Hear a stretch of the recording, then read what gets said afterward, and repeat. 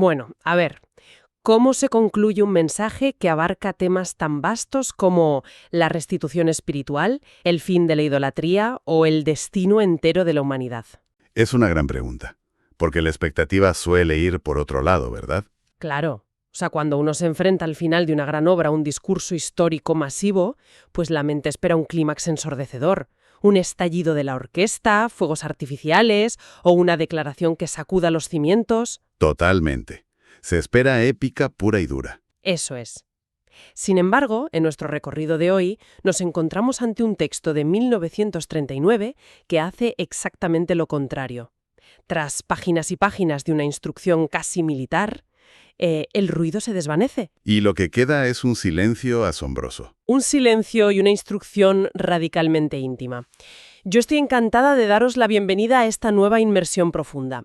Nuestra misión hoy es diseccionar el clímax absoluto de la Cátedra del Verbo Divino. Concretamente su segmento 9, sí. Exacto.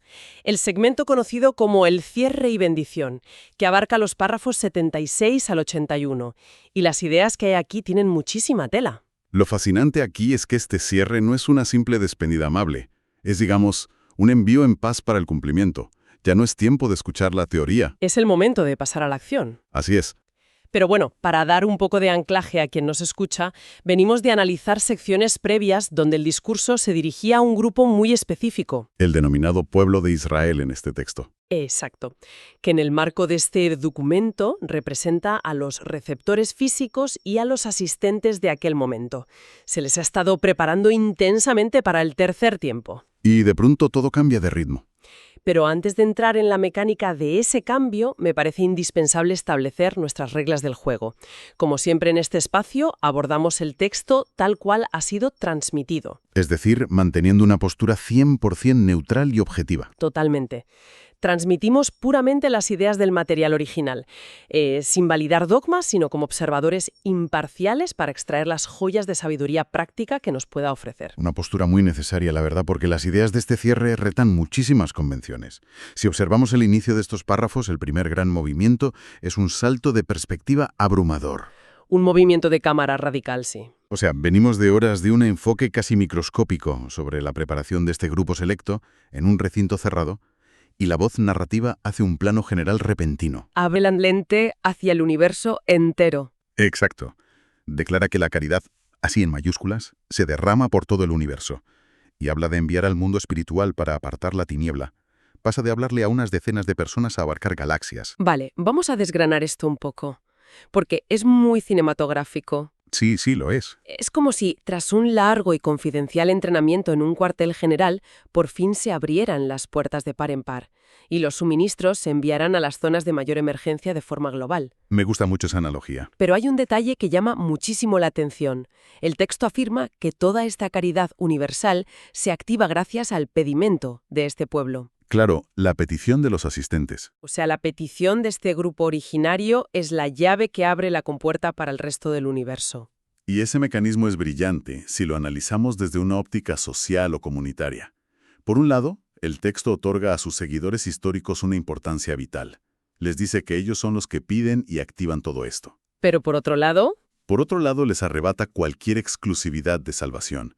Rompe de cuajo la ilusión de crear un club privado de elegidos. o sea, el texto básicamente dice, os he escuchado, vale, pero la respuesta beneficia a todos por igual porque todos son mis hijos. Exactamente.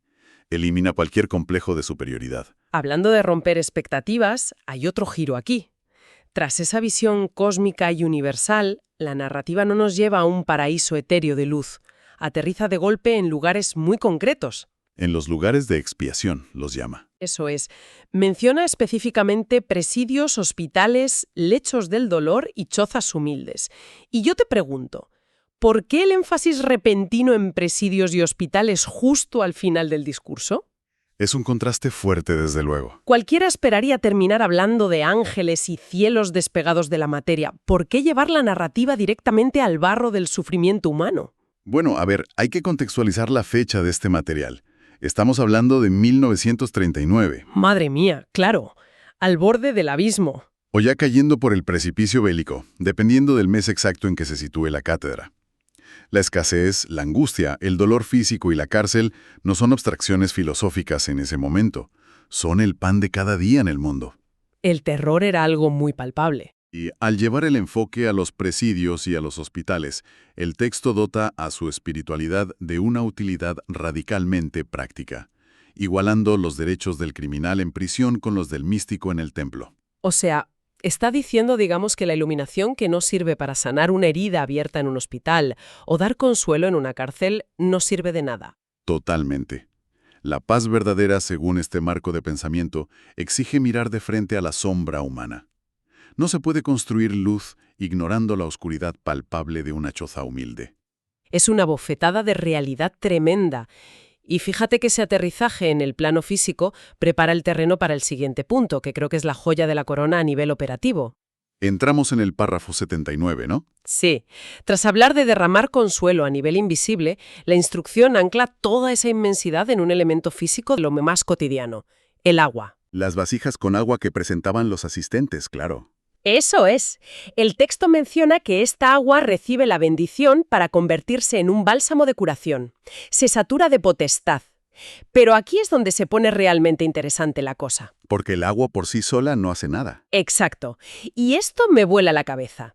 El documento establece un activador estricto. Dice que ese bálsamo solo obrará prodigios en los lugares en que fuesen depositadas con amor. El factor del amor entra en juego. Imagina un paralelismo actual para quien nos escucha.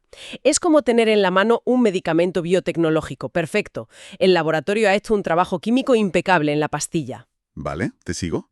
Pero la cápsula lleva un seguro biométrico incorporado que requiere, literalmente, la huella dactilar de la empatía humana para disolverse. ¡Ostras, qué buena imagen! Si alguien administra esa pastilla con indiferencia o por pura rutina, el seguro no salta y la pastilla es inerte. El agua bendita es un concepto antiquísimo, pero aquí transfiere el poder divino directamente a la responsabilidad de quien la lleva. Si conectamos esto con el panorama general de lo que representan estas fuentes, vemos la genialidad de esta instrucción. O sea, estamos viendo el paso decisivo del tercer tiempo. La graduación psicológica, ¿verdad? Exacto. La transición de la pasividad a la agencia pura. Ya no se trata de una deidad interviniendo unilateralmente o haciendo magia desde el cielo. Se establece un modelo de colaboración obligatoria. Pero, a ver, yo me hago de abogado del diablo un momento. Venimos de una doctrina que critica los ritualismos externos y las formas vacías.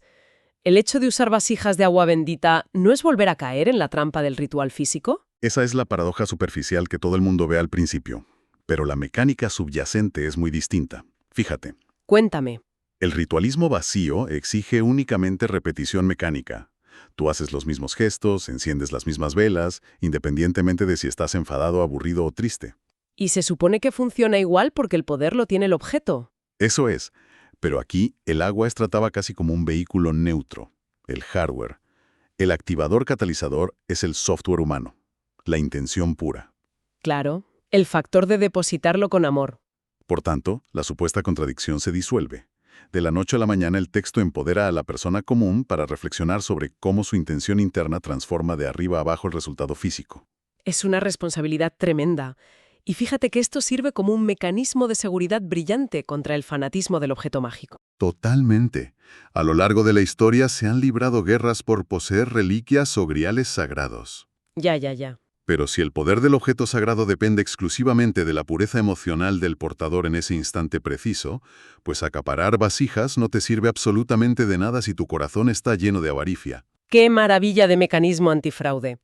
Y hablando de soltar amarras con lo físico, esa idea nos lleva de cabeza al clímax teológico y psicológico de esta obra. Los últimos dos párrafos, el 80 y el 81. Habiendo entregado esa herramienta física del agua, que la gente puede tocar y llevar a los hospitales, de pronto el texto suelta una pregunta retórica brutal a los asistentes.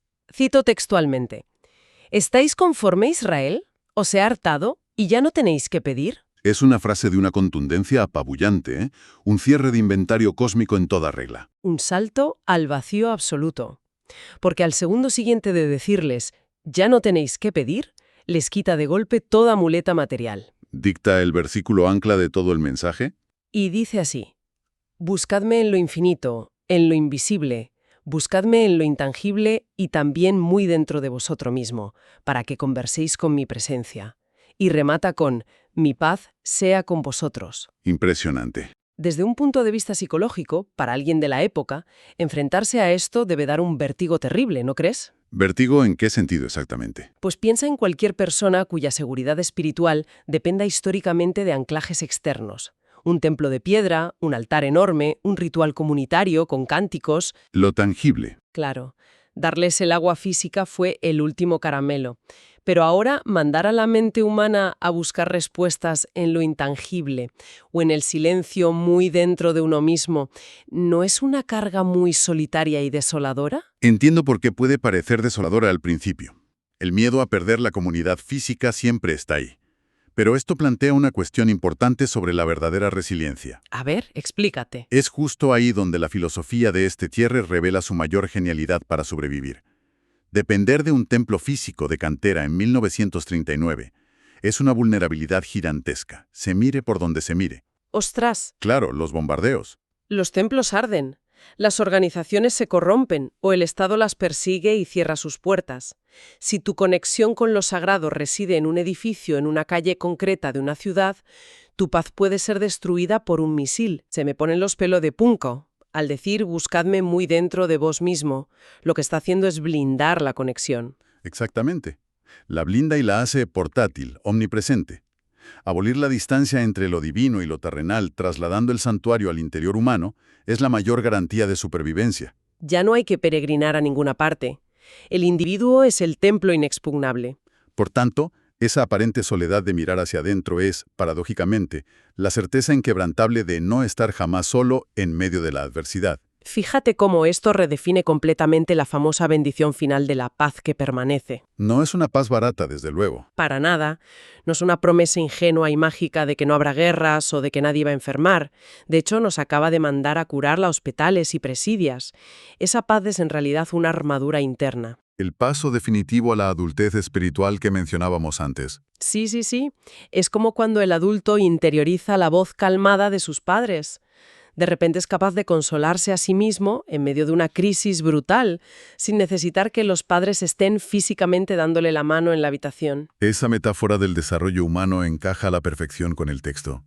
Si lo piensas, hemos visto un arco de maduración espectacular condensado en unos pocos párrafos. Vamos a hacer una pequeña síntesis del recorrido. Comenzamos observando una compasión macroscópica que abarca las galaxias y desciende al barro de las prisiones. Luego aterrizamos en el mundo físico y en la responsabilidad con el símbolo del agua y la pureza intencional del amor. Y finalmente el viaje culmina cerrando los ojos, en el santuario silencioso del propio interior donde habita esa paz a prueba de bombas. Una estructura impecable. Y la verdad es que este análisis profundo deja el terreno maravillosamente bien preparado para el material complementario de esta entrega. Porque quedarse solo en la teoría y en el análisis literario, aunque es apasionante, sería traicionar un poco el espíritu de este cierre. Totalmente. Las fuentes originales de esta inmersión incluyen material de apoyo interesantísimo. Hablamos de una meditación guiada de cierre y de una bendición final en formato de audio. Y cobra todo el sentido del mundo si hemos prestado atención a la teoría. Es que, claro, después de desgranar mentalmente cómo buscar muy dentro o en lo intangible, la teoría te pide a gritos experimentarse de forma empírica. Ese versículo no es para ponerlo en una taza de desayuno. Es un manual de instrucciones para ejecutarse en tiempo real. Eso es. La disección que hemos forjado hoy es el mapa, pero la meditación guiada es el territorio. Es el laboratorio donde se busca la experiencia directa de esa presencia interna. El silencio es el lugar donde esa narrativa pasa de ser una palabra escrita a ser una realidad habitable. Pues para ir cerrando nuestro espacio de hoy, me gustaría dejar una pequeña semilla flotando en el aire. Una reflexión provocadora final siempre es bienvenida. Adelante. Pensando en quien nos escucha y en cómo llevar esta sabiduría a su rutina, si la instrucción final es buscar esa presencia y esa paz muy dentro de vosotros mismos, cabría preguntarse de forma muy pragmática. A ver. Ante el ruido ensordecedor de nuestro día a día, con las urgencias y las notificaciones constantes, ¿cuál es el primer interruptor externo que tendrías que apagar hoy para poder escuchar ese infinito en tu interior? Qué buena pregunta. Una gran incógnita para darle una vuelta durante la jornada. Ha sido un análisis verdaderamente iluminador. Esperamos que este recorrido haya desvelado la riqueza de estas fuentes y que la audiencia pueda llevarse consigo un atisbo de esa paz que permanece. Así sea. Y que la exploración de ese silencio interior sea fructífera para todo el mundo. Nos despedimos con mucha calidez. Hasta la próxima inmersión profunda.